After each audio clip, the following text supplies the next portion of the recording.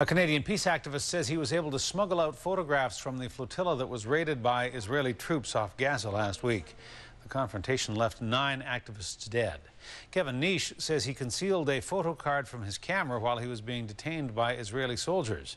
Some of the photographs that were taken by Neish and by others in the flotilla are now being published and distributed around the world. Neish flew home Saturday night and he met with the media and with his supporters today. This photograph was taken by Victoria peace activist Kevin Neish. He says he took several photographs shortly after Israeli commandos raided the Turkish ship he was on as part of an aid flotilla traveling to Gaza. It took them 12 hours to get to me to release me from the ship.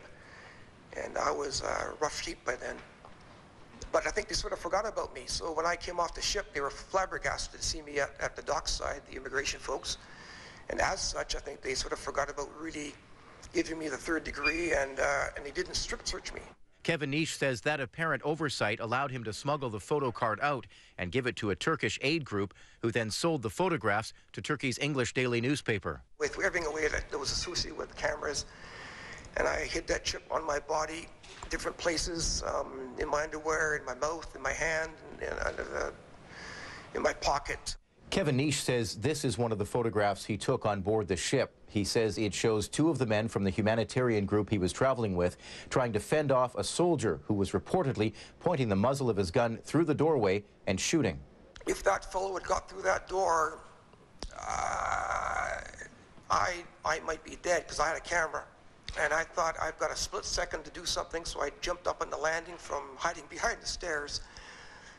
And I stood in the landing and took that shot before the Israeli soldier opened it up again and shot some more.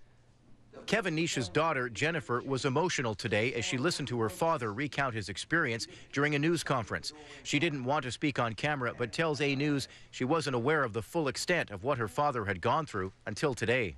Kevin Neish's friend and fellow peace activist, Ron Spector, says this incident has brought international attention to the blockade of Gaza and raised an important question for human rights activists around the world. What is an appropriate action in the face of overwhelming force? Sometimes maybe it's appropriate to fight back. Sometimes maybe it's appropriate to lie down. The decks were dripping with blood. There was blood running down the stairs.